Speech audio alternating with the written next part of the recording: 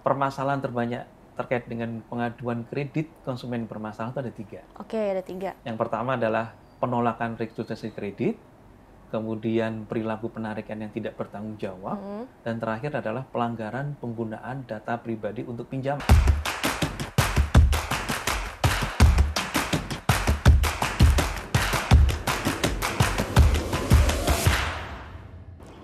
Kalian pasti pernah ngalamin dan pernah dengar teman kalian punya kredit yang bermasalah.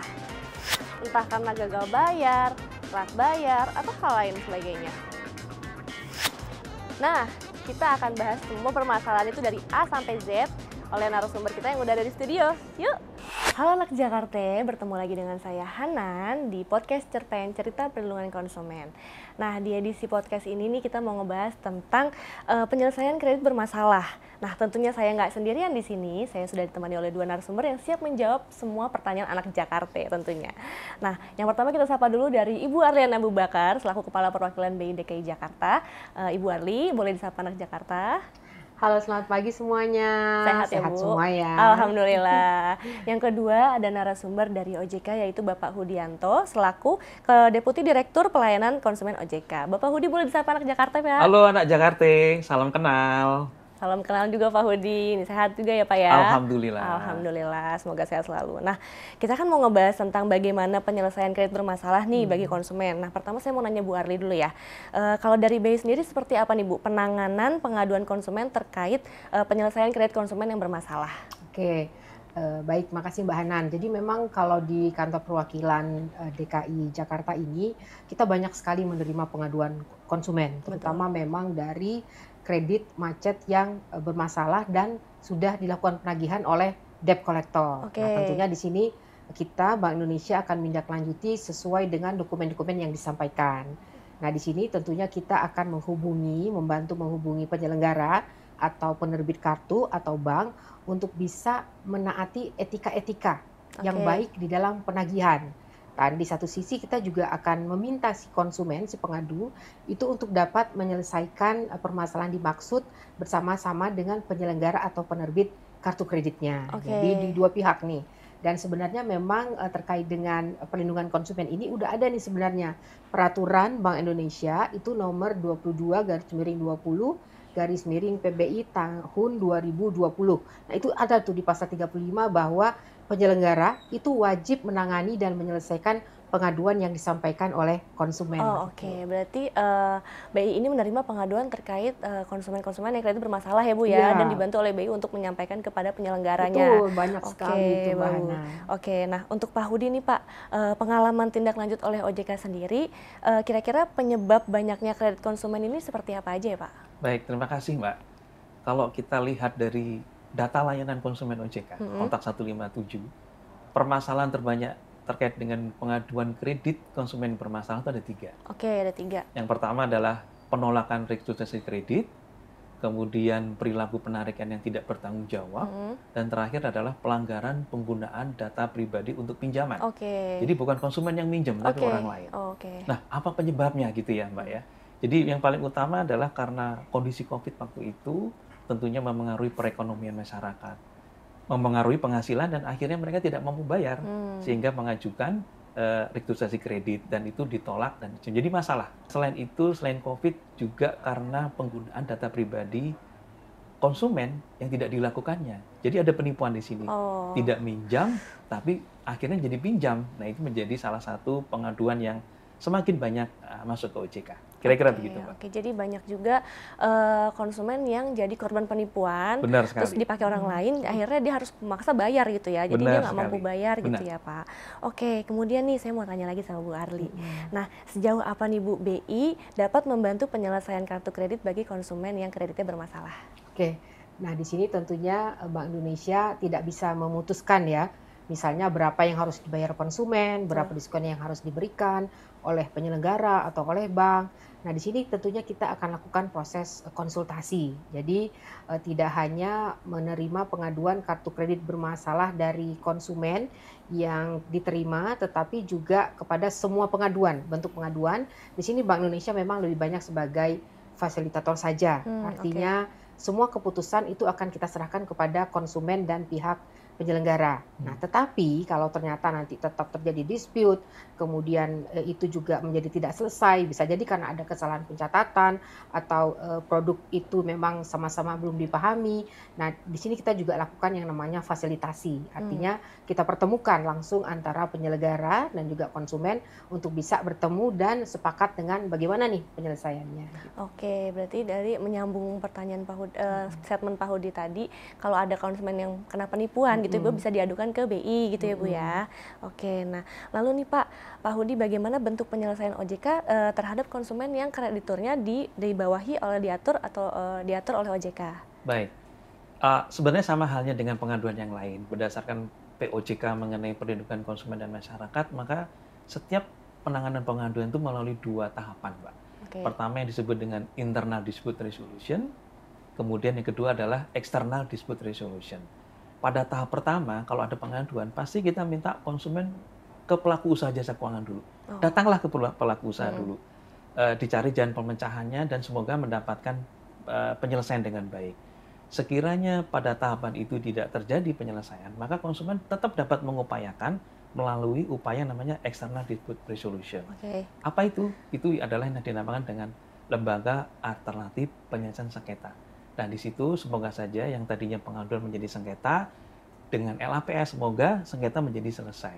Okay. Namun dalam penanganannya, Mbak, sekiranya kami di OJK menemukan bahwa ada dugaan indikasi pelanggaran, maka kami akan melakukan pemeriksaan lebih lanjut. Okay. Kita akan melakukan pemanggilan, kita akan bertanya pada konsumen maupun pelaku usaha, ini seperti apa ceritanya, dan kita bisa melakukan sesuatu berdasarkan ketentuan yang berlaku.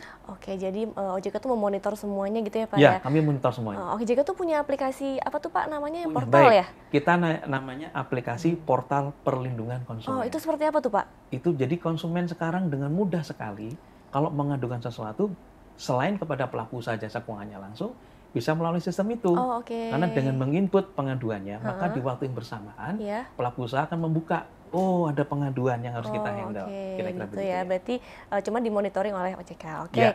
Nah, kepada Bu Arli nih, apakah permasalahan pada kredit konsumen ini hanya seputar tentang etikanya dalam penagihan aja Bu, atau ada yang lain? Oke.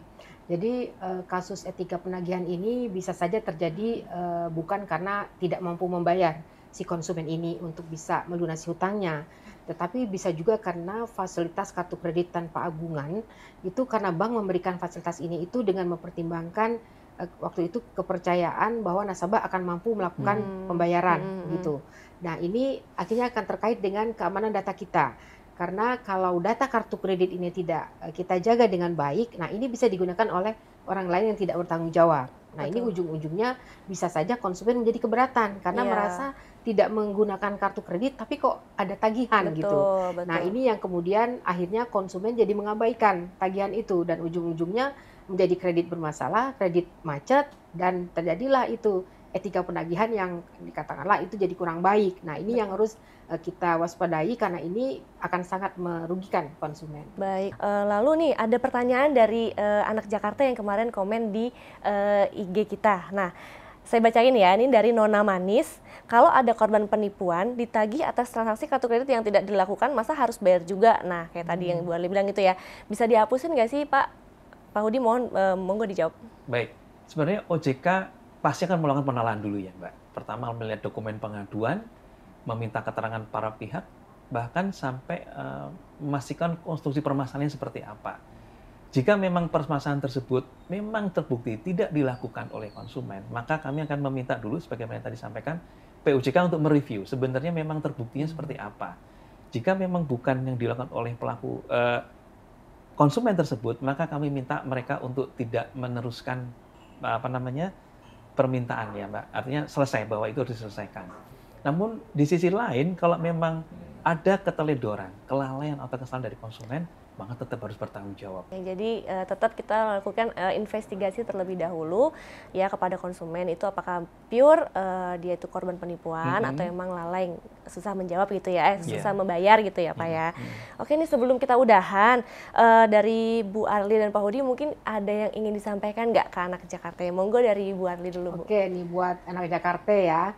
Jadi kalau ada permasalahan kartu kredit yang sudah sampai pada tingkat yang merasa terganggu karena adanya debt collector yang melanggar etika-etika penagihan, maka bisa dilaporkan ke Bank Indonesia. Dalam hal ini adalah Bank Indonesia, Kantor Perwakilan Provinsi DKI Jakarta. Nah, di sini nanti Bank Indonesia akan melakukan tindakan kepada dua-duanya. Artinya kita akan juga menghubungi penerbit bahwa di dalam menagih hutang itu atau kredit itu tentunya harus memperhatikan etika-etika penagihan yang perlu dipatuhi. Nah, di satu sisi buat konsumen itu kita juga perlu ingatkan. Nanti kita akan ingatkan bahwa sebenarnya ya namanya fasilitas kartu kredit itu yang sudah digunakan ya wajib dibayar. Betul. Sehingga tentunya nanti ini juga bank kan juga sebenarnya menggunakan dana pihak ketiga juga gitu ketika memberikan kredit itu gitu. Nah, ini pesan terakhir juga kita semuanya please jaga keamanan data pribadi dan kartu kredit supaya terhindar nih dari kemungkinan digunakan oleh orang yang tidak bertanggung jawab, sehingga